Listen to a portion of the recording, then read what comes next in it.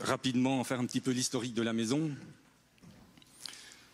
puisque l'histoire de Montaigu et de la vigne ne date pas d'hier, comme il a été dit aussi par Bruno. Donc c'est au XIIIe siècle que des moines chartreux s'installent à Montaigu et y implantent un vignoble. Donc ces moines chartreux cultivent la vigne jusqu'à la Révolution française. Et à la Révolution française, ils s'exilent vu les troubles de l'époque. Et de là, c'est un de nos ancêtres qui rachète la maison et les vignes, avec les caves, bien entendu, du XIIIe siècle. Donc actuellement, nous sommes la 8e génération de vignerons à continuer la culture de la vigne. Donc aujourd'hui, le domaine Pinier s'étend sur une quinzaine d'hectares. Donc pour les blancs, 8 hectares de chardonnay, 2,5 hectares en savagnin. Et pour les rouges, 1 hectare de pinot, 1,5 hectare de poulsard et 2 hectares de trousseau. Donc là, voilà, c'est un petit peu pour l'historique de la maison. Donc je vais vous parler maintenant un petit peu comme l'histoire de la biodynamie donc sur le domaine Pinier. Donc si je vous expose les pratiques biodynamiques du domaine Pinier, je vais forcément vous parler de la biodynamie de Pierre et Vincent Masson. Puisque dans les années 80, j'ai commencé à m'informer, à essayer de rechercher un petit peu sur les pratiques biodynamiques au vignoble. Et c'est vrai que dans ces années-là, l'épandage annuel de compost de fumier ayant reçu les préparats était couramment conseillé. C'est quand même un travail long, fastidieux, qui n'est pas facile à mettre en œuvre, surtout dans les vignes du Jura, en pente quand même, avec beaucoup d'humidité aussi. Donc c'est vrai que pendant quelques années, j'ai quand même eu disons que cette pratique de vouloir forcément mettre du compost un petit peu partout, ça me rebutait, quoi. J'ai quand même hésité à me lancer après à cause de cette pratique en biodynamie. Donc c'est quelques années plus tard que j'ai fait la connaissance de Pierre chez André Olagnon, où là après il s'ensuit au GJPV, puisqu'à ce moment-là Pierre donnait des conseils sur la biodynamie au GJPV à Beaune,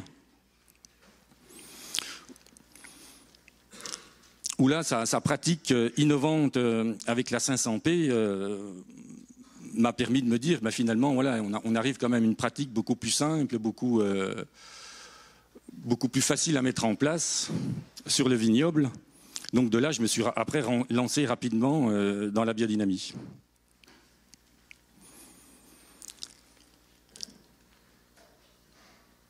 C'est vrai que dès qu'on s'occupe de passer cette 500 préparée, très rapidement, on arrive vers des résultats concrets et visibles sur le terrain, ce qui nous permet d'avoir vraiment une envie de continuer, une envie d'aller vers cette pratique, puisqu'on voit tout de suite une évolution de la vigne, des sols.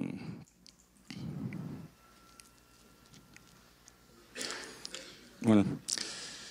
Je pense que Pierre aussi, c'est grâce à ton travail rigoureux et méthodique dans l'élaboration de cette préparation que nous pouvons maintenant appliquer une biodynamie simple mais efficace.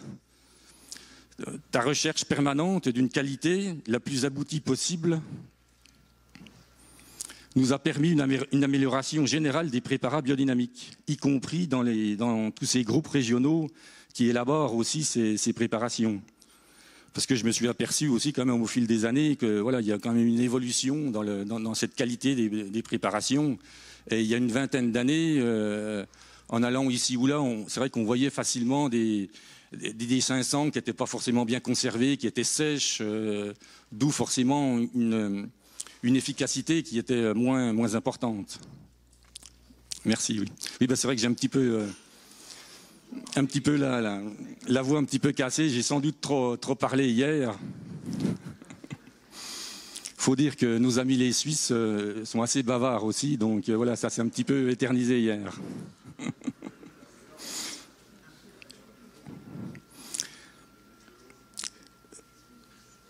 C'est vrai qu'aussi, avant l'utilisation de cette 500 préparée, lorsqu'il fallait faire plusieurs fois, soit 3 marathons, soit 3 500, voilà, on augmentait quand même les passages, le temps, etc. Que là, avec cette 500 préparée, on a quand même une simplification, mais des résultats qui sont, voilà, pour moi, qui sont vraiment très intéressants. Donc, je vais essayer de vous exposer maintenant sur une année, voilà, à peu près toutes les actions que l'on met en place sur le vignoble. Je ne sais pas où tout. Oui. Voilà, c'est vrai qu'aussi depuis quelques années, on a quand même une pratique aussi. On essaye de ramasser pas mal de plantes aussi, toutes celles qui nous intéressent autour du vignoble. Donc pas mal la prêle notamment qu'on trouve facilement dans les vignes du Jura, la bardane aussi qui se trouve aussi en bordure de vigne ou au bord des bois, des choses comme ça. La reine des prés aussi que j'apprécie largement aussi. Donc toutes ces plantes, on essaye de les ramasser nous-mêmes dans la mesure du possible. Et c'est vrai que j'ai la chance aussi d'avoir une fille qui travaille aussi sur les plantes aromatiques et médicinales et qui est équipée, pas très loin de Montaigu, d'un séchoir. Ce qui nous permet de vraiment déshydrater ces plantes relativement rapidement et d'avoir une très bonne qualité de plante avec voilà, une odeur agréable. À mon avis, c'est un petit peu la base aussi si on veut que les tisanes aient vraiment une bonne action, c'est déjà d'avoir une qualité au ramassage, au séchage et après à la conservation pendant l'hiver. Donc là, en général, on essaye de travailler les sols le plus possible au printemps, enfin dès que les conditions nous le permettent, de façon à avoir un sol plutôt assez propre au printemps. Et petit à petit de laisser aussi après plus ou moins l'enherbement naturel se développer au fil de la saison. Donc là on voit des photos qui étaient avant, là voilà, on voit les vignes au printemps. Généralement dans l'année aussi, toutes les vignes sont piochées au moins une fois pour vraiment bien nettoyer autour du pied de façon à ne pas se laisser dépasser après par l'enherbement à un certain moment. Depuis quelques années aussi, la pratique d'un semis d'engrais verts à partir du mois d'août, de façon à avoir aussi un apport quand même de matière organique et puis à restructurer aussi le sol en supplément et surtout aussi tenir qu'on ait vraiment un sol bien enherbé pendant l'hiver. Oui, ben là, je vais peut-être parler des préparats biodynamiques. Donc, en général, le calendrier des préparations biodynamiques, on est plutôt sur deux passages de 500 P. Donc, une en automne, une au printemps.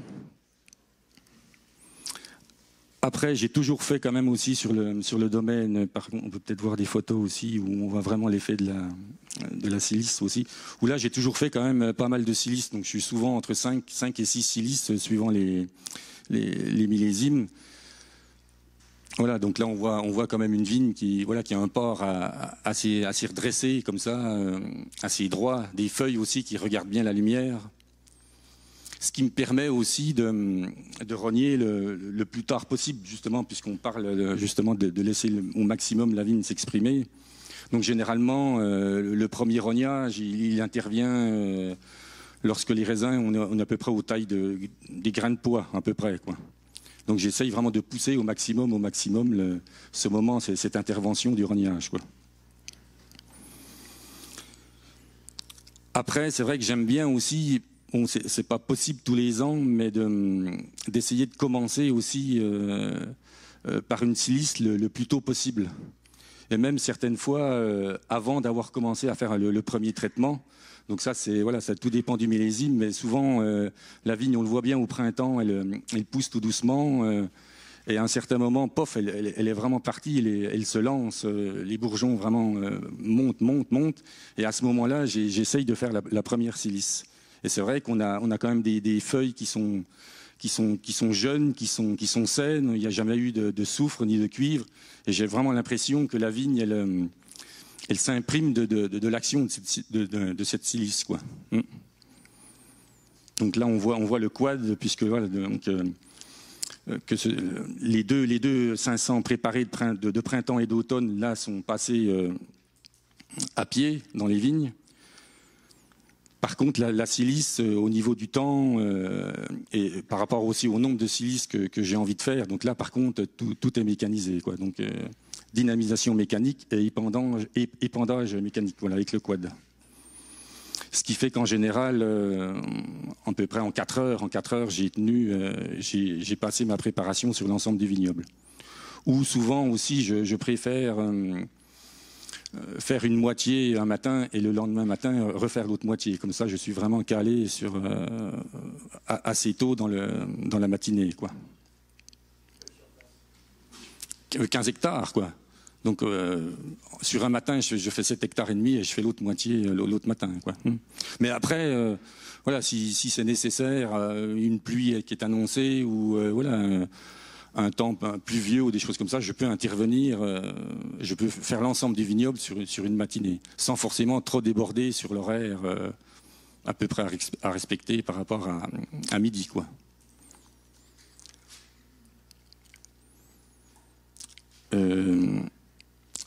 Il y avait les photos aussi, je l'ai vu passer, où on voit un peu l'action dans mon essai aussi, voilà, sur le sol. C'est peut-être pas trop, voilà, celle-là. Là. Oula, parce que c'est une vigne donc on a plantée en 2007. Et suivant les conseils de Pierre, qui nous conseille toujours d'essayer de mettre en place des témoins à chaque fois que l'on passe quelque chose de nouveau ou qu'on installe une nouvelle pratique, de quand même toujours respecter, d'avoir un témoin pour se rendre compte justement de vraiment nos actions. Donc là, c'est une vigne qui a été plantée en 2007. Et dès le début, j'ai laissé 5 rangs sur le bord de la parcelle qui n'ont jamais reçu. Ces 5 rangs n'ont jamais reçu ni la silice ni la bouse de corne. Et c'est vrai que c'est quand même très intéressant de s'apercevoir, justement, déjà là on le voit bien sur la photo, l'état du sol. Voilà, donc là cette partie qui n'est pas biodynamique, bon c'est vrai que c'est une photo qui a été prise en hiver, donc les traces, là, on voit, il reste encore des petites traces de gel, mais ce qui prouve quand même que même en hiver, les différences persistent quand même. Donc là on voit qu'on est quand même sur encore un sol encore un peu anguleux, ça fait comme une espèce de masse, alors qu'ici, on voit quand même tout à fait les effets de la biodynamie, avec un sol qui respire, qui est plus foncé aussi. Avec l'eau, on voit que l'eau est gérée différemment. Et même moi, de toute façon, lorsque je fais le travail du sol, voilà, là, on sent bien que les outils passent plus facilement. Dans ces 5 rangs qui n'ont pas reçu les préparations biodynamiques, les outils font des mottes un peu plus grosses, plus anguleuses. Donc là, oui, je pense que on a vraiment un résultat qui est très intéressant, quoi. Et pendant la saison aussi, puisque après on voit aussi l'organisation des feuilles, le port de la vigne, et le fait d'avoir ces 5 rangs qui n'ont jamais reçu de silice. On voit réellement les différences et l'apport que peut nous apporter la biodynamie. Après, on peut passer peut-être la plantation aussi, sur la plantation, voilà, parce que c'est quand même aussi important. C'est vrai que comme tous les ans aussi, on réimplante de nouvelles parcelles de vignes. Donc on a quand même essayé de faire aussi un travail sur la sélection déjà du matériel végétal. Essayer de retrouver aussi quand même toutes ces anciennes variétés de chardonnay notamment, de planter aussi une densité un peu plus importante, de retravailler aussi les porte-greffes pour essayer de retrouver quand même des anciennes souches de porte-greffes qui n'ont pas forcément été trafiquées ou améliorées. Ce qui nous permet aussi d'avoir quand même des résultats aussi relativement rapidement au niveau de la plantation. C'est-à-dire que depuis une dizaine d'années, je n'ai jamais raté une jeune plantation. On a quand même une vigne qui s'installe rapidement. Et c'est vrai que sur cette jeune parcelle, j'ai quand même un emploi aussi assez intensif de la bouse de corne. C'est-à-dire que dès que la parcelle a été préparée, je sème un engrais vert. Donc tout de suite, j'applique une bouse de corne. Dès que l'engrais vert s'est développé, je repasse une deuxième bouse de corne. Après les vendanges, lorsqu'on épand la bouse de corne sur l'ensemble du vignoble, donc cette parcelle est encore arrosée une nouvelle fois avec de la bouse de corne. Donc on arrive à peu près à 3 bouses de corne à partir du mois de juillet jusqu'en automne. Mais tout de suite, là, on remet en place un petit peu tous les éléments dans le sol, on arrive à le restructurer. Et au printemps aussi, donc, lorsque l'on va planter la vigne, donc on le voit ici, donc on fait le pralinage des racines. Donc à ce moment-là, je redynamise aussi un petit peu de 500 préparé. Une partie qui est incorporée dans le pralinage et l'autre partie qui est tout de suite épandue aussi sur la nouvelle parcelle à planter. Et il y a encore aussi une deuxième bouse de corne lorsqu'on fait l'ensemble du vignoble. Ce qui nous permet vraiment aussi d'avoir tout de suite un développement du sol, où là on s'aperçoit que la vigne, on a tout de suite un développement, les racines sont mises en place rapidement. Et avec une vigne aussi au bout de 4 ou 5 ans, avec vraiment déjà des beaux résultats sur les vins. Donc là, de toute façon, ce soir, pour la dégustation, j'ai apporté justement une cuvée de chardonnay, donc qu'on a appelé Gamay Blanc, puisque le chardonnay anciennement autour de Lons et Montaigu, on l'appelait le Gamay Blanc, où cette vigne, elle n'a que 5 ans aujourd'hui, mais on a déjà tout de suite un vin qui a vraiment un équilibre, une pureté, donc vous pourrez le déguster ce soir. Aussi, voilà, donc au niveau de la taille, aussi des maladies du bois, généralement en début de saison, on essaye toujours de commencer par une pré-taille manuelle. Donc là, on le voit un petit peu sur les souches. C'est-à-dire qu'à ce moment-là, on va ne conserver que le bois pour faire le bois de taille. Tous les autres sont coupés mais à une dizaine de centimètres, de façon à, si on a du temps qui est vraiment mauvais ou une mauvaise période, là, on peut passer, on peut brûler, enlever les bois, les brûler. Mais à ce moment-là, on n'a fait aucune plaie de taille définitive. Et on repasse une deuxième fois au printemps pour là vraiment finir la taille. Mais là, on est plutôt quand même en sève montante, où là, le pied a repris de la vigueur, a repris de la vie. Et à mon avis, on ne le fait pas sur l'ensemble du vignoble, puisque ça nous demande un petit peu plus de temps aussi quand même. On a 2 passages au lieu d'un, si on fait tout de suite une taille définitive. Mais à mon avis, on limite quand même aussi tous ces phénomènes de maladie du bois. On pratique aussi pas mal le recépage aussi. C'est-à-dire que moi, dès que je fais des passages à partir du mois de juillet, soit du travail du sol ou de rognage, dès que je m'aperçois qu'un cep commence à être atteint de symptômes d'esca, tout de suite, je le coupe. Donc j'ai toujours une scie, moi, avec moi sur le tracteur. Et à ce moment-là, mais c'est vraiment au tout début des symptômes d'esca, ce qui nous permet l'année suivante, donc là on le voit, on met un petit cache, un petit tube PVC, ce qui permet aux jeunes bourgeons de repartir, d'avoir des jeunes pousses aussi relativement droites, qui ne sont pas cassées par les intercepts,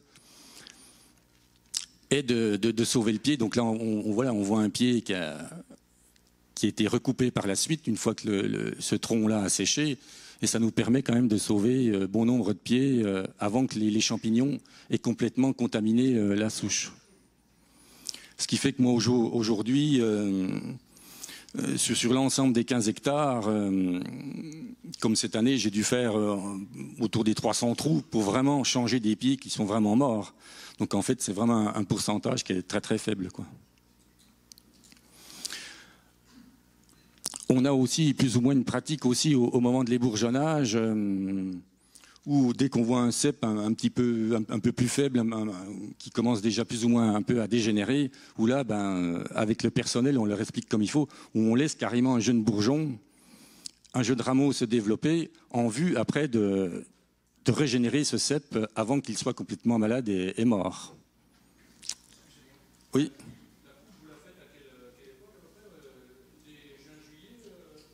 Oui, il faut la faire relativement tôt, puisque c'est vraiment dès qu'on commence à voir des symptômes sur le cep. Parce que c'est vrai que si ce cep, on le repère, par exemple, en vue d'une coupe plus tardive, mais entre-temps, tous les champignons responsables de l'esca, ils ont eu le temps d'envahir la souche. Et après, finalement, votre pied, il est trop contaminé et il ne repartira pas, quoi. D'où l'idée de couper relativement tôt, à une vingtaine de centimètres au-dessus de la greffe.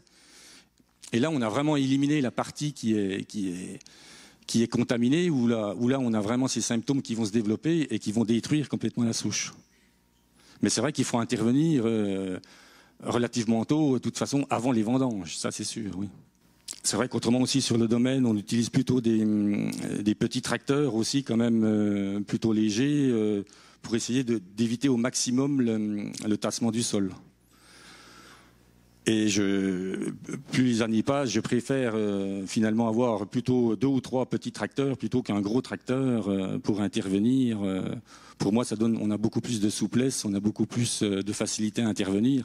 Surtout, comme on l'a dit, comme on a beaucoup de pluviométrie dans le Jura, et souvent les fenêtres de passage, elles sont assez restreintes. Donc voilà, dès qu'on peut y aller, il faut vraiment intervenir et rapidement. Après, après on peut passer à la cave aussi, voilà. Donc à la cave aussi, donc depuis quelques années maintenant, donc on essaye de développer aussi différents contenants pour la vinification. Donc là, on voit des œufs en béton qui nous permettent de vraiment respecter la qualité et vraiment le goût des raisins sans forcément avoir du boisé ou d'autres arômes qui viennent perturber. Donc c'est vrai qu'avec ce genre de cuve, on arrive vraiment à avoir une pureté du vin, un gras aussi, pas mal de matière, avec de beaux équilibres finalement sur les vins. Un petit peu de jarre aussi, des essais sur des jarres en terre cuite, où là c'est quand même relativement récent. Donc là, il nous faut encore quelques années pour voir les résultats sur le produit fini. Voilà,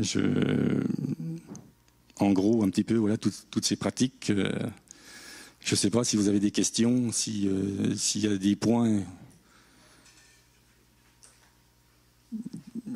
qui vous semblent nécessaires à approfondir. Eh ben, si je peux, ça sera 3 avant fleurs. Et après, c'est plus les conditions météo qui vont me guider. Voilà, si on a un temps pluvieux, un peu froid, brumeux, donc là je vais réintervenir pour faire encore 1 ou 2 silices. C'est vrai que certaines années, j'ai quand même eu aussi de beaux résultats, notamment par rapport à la météo, puisque c'était en 2012. Où je n'ai pas pu complètement traiter toute la surface du vignoble. Donc il y a une partie du vignoble qui a eu un traitement, l'autre partie qui n'a pas pu être faite. Donc sur cette partie qui n'a pas pu être faite, là j'ai fait une silice dès le lendemain, tout en sachant que après l'épisode pluvieux, cette parcelle allait être traitée, mais je me suis aperçu au bout d'une semaine que la parcelle de vigne qui avait reçu la silice a finalement mieux résisté que l'autre partie qui avait finalement été traitée avant.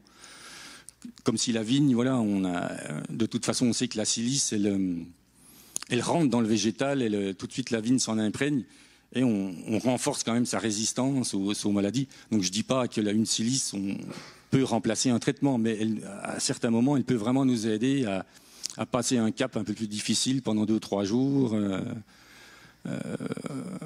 Et c'est vrai que chez nous, dans le Jura, de toute façon, comme on n'a pas de problème par rapport à une carence en eau, donc généralement, moi j'ai toujours, fait beaucoup de silice, quoi. C'est vrai que j'avais plus ou moins un peu développé aussi, oui, pendant quelques années. Par contre, là, j'ai pas les photos. Pour essayer de simplifier un petit peu le transport.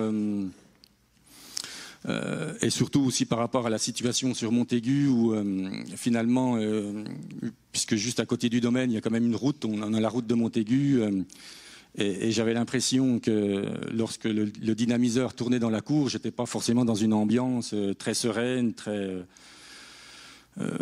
propice justement à cette dynamisation. Donc, je me suis installé avec des trépieds et une dynamisation, mais directement à la vigne, de façon à pouvoir après tout de suite épandre la bouse de corne directement, sans transport, sans manipulation. Bon, ça demande un peu plus de temps puisqu'il faut se mettre à deux, dynamiser pendant 1 heure, mais oui, ça peut être une solution aussi pour éviter justement de trop transporter ou pomper cette préparation. Concernant la silice, tu l'utilises pure ou tu rajoutes d'autres choses? Souvent, oui, quand même, au printemps, je vais rajouter un petit peu de valériane aussi, oui. Au début? À la fin? Début de dynamisation. Au printemps, oui, plutôt de la valériane en début de dynamisation, oui.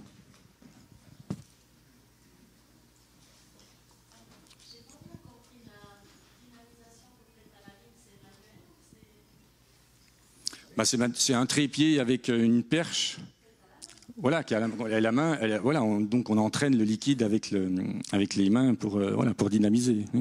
Mmh. Vous avez dit que vous amenez du compost biodynamique. Est-ce que vous apportez autre chose que du compost biodynamique et quand est-ce que vous faites vos apports?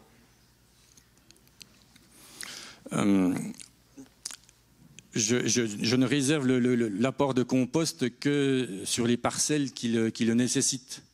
C'est-à-dire qu'une ou deux parcelles ici ou là qui sont un peu plus faibles, qui sont donc pendant 3 ou 4 ans, je vais essayer de rapporter du compost en automne pour venir renforcer un petit peu la vigueur de la vigne. Mais dès que l'équilibre est revenu, en fait, après, je n'apporte plus de compost. Mais ça, c'est que des petits bouts de parcelles. Ou aussi les vignes qui nous servent pour élaborer le vin de base à crément, où là on demande aussi un petit peu de rendement un peu supérieur. Donc là on va rapporter plus régulièrement du compost.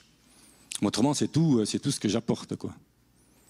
Ou aussi un tout petit peu de bon, ça c'est peut-être à rediscuter, et puis avoir l'évolution aussi des sols, un tout petit peu de bouchons aussi, pour relancer plutôt l'activité microbienne au printemps, pour essayer de relancer légèrement plus tôt l'activité des sols. Donc là, je vais apporter une dizaine d'unités d'azote sous forme de bouchons, mais très tôt. Comme là j'ai déjà fait le passage de ces petits bouchons, quoi. Parce que c'est vrai que dans le Jura, on a quand même des sols qui sont assez humides, comme on l'a dit, assez froids, qui mettent souvent du temps aussi à se réchauffer au printemps. Et on risque souvent d'avoir un petit décalage, notamment par rapport au débourrement de la vigne, aux besoins azotés juste à ce moment-là. Oui, sur les engrais verts, comment vous les gérez? Est-ce que vous les ressemez chaque année? Est-ce que vous les couchez? Est-ce que vous les enfouissez? Non, la pratique, là, c'est semer début août. Et au printemps, si l'engrais vert est trop développé, il est fauché. Mais après, je viens le griffer. Et il est ressemé l'année suivante. Mais après, il y a peut-être des essais aussi à faire pour peut-être y laisser en place ou les laisser pousser. Le problème, nous, ça va être justement comment gérer cette eau. Si on a un engrais vert qu'on laisse se développer, ça va quand même rester très humide au fond. Bon, ça, c'est des expériences à mener, voir le comportement de la vigne aussi par rapport à ces techniques, quoi. Pour le moment, moi, de toute façon, au printemps, c'est détruit, quoi.